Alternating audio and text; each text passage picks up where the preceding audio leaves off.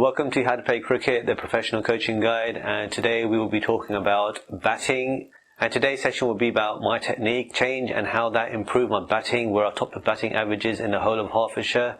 After 10 innings, I had the highest average. And if you see on that list, I've just beaten away Shah in the averages, and he played many test matches for England. And this is what the session will be about. What technical changes did I make for that to happen? My average had gone up to 50 plus, and this is what I want to talk about. And here it is. So generally when you bat, you're going to be batting, taking two guard off a middle stump. That's usually how people bat. Throughout my whole life I've been doing the same, and what I've done differently was I took some tips from Steve Smith, and what he did was he started taking this unusual off-stump guard. So generally I set up like normal, middle and leg, and then I moved across my trigger movement, and my main focus was to have my head in line with my off-stump. You can definitely understand where your off-stump is, because anything outside your eye line you could leave. Unless it's an in-swinger, but these are different matters which we're not going to talk about right now. Now the only problem with this is people don't usually stand in front of their stumps, because you will become a target for LBW, which is obviously going to happen because as soon as you stand in front of off-stump, your head is in line with it. Sometimes you can see leg stump, the bowler's going to start bowling straight at you, and that's a given. Anybody with a grain of salt of knowing how to bowl will bowl straight into your pads. This is where the counter comes in. This is what you need to do. You take the off-stump guard, you turn your head round, and you will now be facing the bowler like normal, but you need to open your shoulders up. By doing this, your front foot will now be pointing down the wicket. You've now opened your body up to play the straight drive. And this way, your front pad will not be in the way. Anybody bowls straight to you, you got your head now absolutely straight and your eyes level. And let me just emphasize the eyes leveling.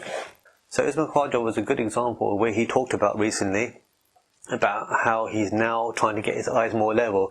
Always working on something when I bat. At the moment I've been working on keeping my head and eyes level. I felt like I was falling over and not lining up the ball well enough. Subsequently, feeling like I lost my off stump at times.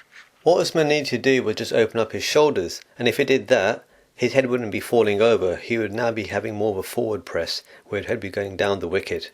The eye level doesn't just mean that yes, this has to be level, your head, and your head has to be absolutely straight, pointing in that direction. Some people look from the dominant eye, and this is an indication that they haven't got their head all the way around. If you look exactly at the bowler, you won't be see any side of their ear. It should be absolutely dead center. You might think, well, that's quite common. I mean, what's a few degrees going to make here and there? It made a huge difference. As soon as you have your eyes level and both eyes are equal distance towards where the bowler is, your eyes could do the measurements more clearly and cleanly, and I found I could pick up the ball more easily from then on in, which was amazing because it took me 20 years for this to actually realize that yes, eyes level, meaning turn around, eyes come round, but to make it more efficient, your leg comes around.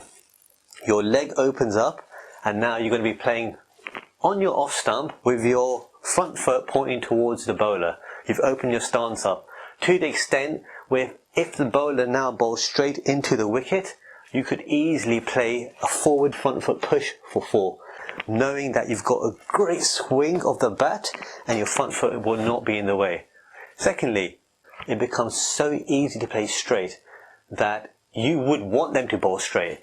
When the ball's outside your eye line, you could leave at any time. So now my innings at the start was so simple. It was a case of anything outside my eye line, I could see it swing, I could see it move away, I could see whatever it was doing, I was getting myself in. As soon as I start leaving a few balls, they think, okay, I've got to now attack the stump because he's leaving really easily, and I was. And then they bowled a strayer, I could push the ball down the ground for a few singles, maybe a fourth that overpitched. But what I didn't do was play across the line. And I wasn't getting LBW as well. Now the reason why is this. If you bat conventionally, both feet pointing towards cover, yes, you might have a tendency of leaning over, but some batsmen counter it quite easily just by bending their knees, and they have a good stable base, both feet pointing towards between point and cover, which is fine. Now the problem there is when you get a straight ball, a lot of people play around their pads. Look at my bat position. It's pointing just towards gully. And a lot of batsmen, when they're about to play that shot, their bat has to come from here to here and then down in this direction. So you're playing slightly across the line at all times because your front foot will not be opened up. So what I did was take the off-stump guard, open my shoulders up, and now I'm inviting them to bowl straight and I could hit down the ground. So having my blade behind myself is a quite common way of batting, and I've been doing it all my life, and I sometimes do it. But at the same time, when you open up, all of a sudden your blade changes position. A bit like Steve Smith. I don't mind this position, I think it's okay. Because from here, when you transfer weight, automatically your blade goes backwards and then you come in a straight line. So it's not too much of a problem. All you need to do is make sure your elbow comes round. And as soon as your elbow comes round, your bat comes down in a straight line as well. So there's not too many disadvantages of coming from this position. I mean, Hashim Amla did it as well. And because I'm actually open my shoulders up, from here, I didn't need to go across. My bat did not need to go across to come round to play the flick off the pads. I was ready in a good position to play straight, and from straight position my front pad was never in the way. I could go straight and just do a little flick it to wherever position I want, generally around mid-wicket to mid-on. The only shot I did not play was the ball which was coming onto leg stump, because this is now your chance of getting LBW.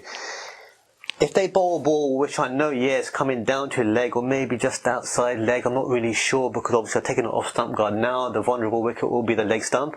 Anything which was coming towards leg stump, it was a straight down the ground shot. I was not interested one bit of flicking. The only time I flicked was when the ball was on off stump or middle and off. Middle, I was hitting down the ground.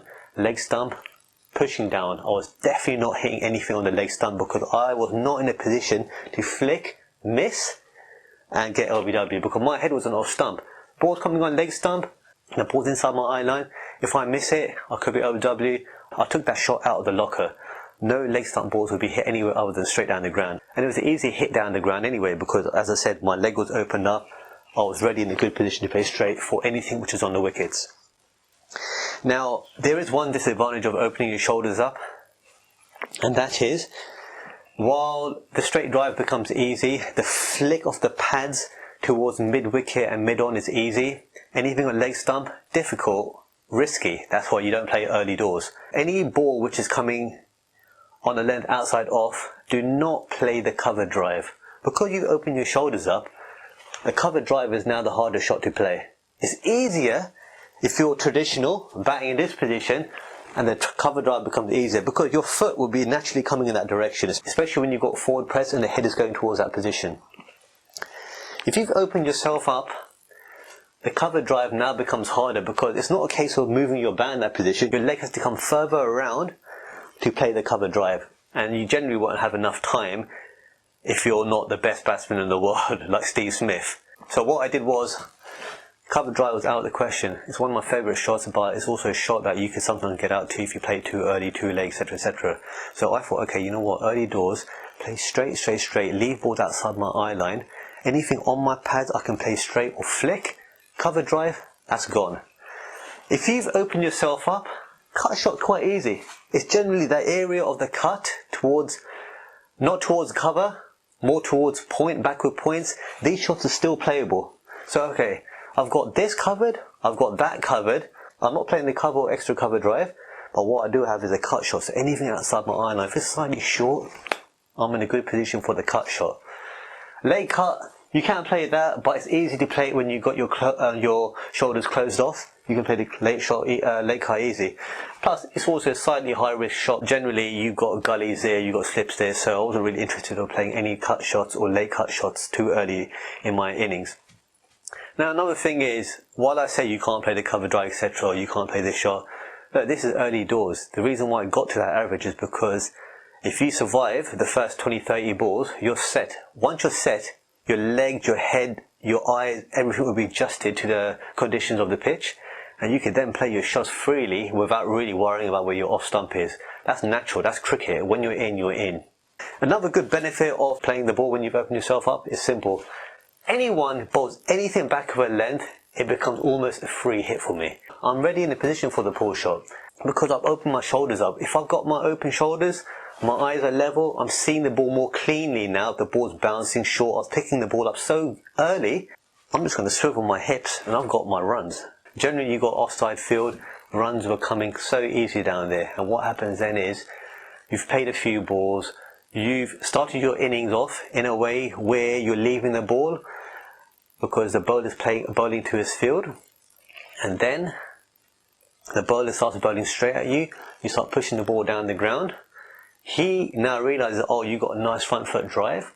He's going to do something by pushing his length back a bit. Once he pushes it back and the ball's now going to be bouncing over the wicket, the pull shot or the little flick shot or any sort of swivel shot of my hips was going towards mid-wicket, back of square leg region. And what happens then is I've now manipulated him to bowl where I wanted to. The captain now used to move the field around, and now the offside field now becomes a mixed field because he's probably thinking, well, this guy can't even play anything on the offside. Let's pack the leg side. In fact, it used to come to the stage where they used to put 5 people sometimes on the leg side.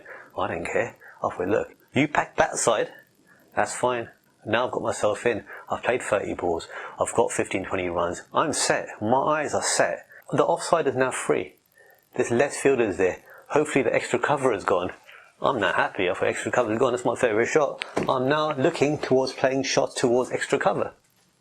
I've now manipulated the field, and by this stage I've got 30 runs on the board. So guys, that's the end of part 1, and in part 2 we're going to be going through things like in-swing deliveries, the ball cutting back in, balance, and a whole lot of other things. So subscribe to the channel so you get notifications when it comes out, and I'll see you soon. Yorker is hit into the gap, and that's 50. Incredible stuff, really is one hell of a batting effort from him. He loves it, the fans are loving it, the dugout is incredibly happy because they're seeing a sensational 50 here.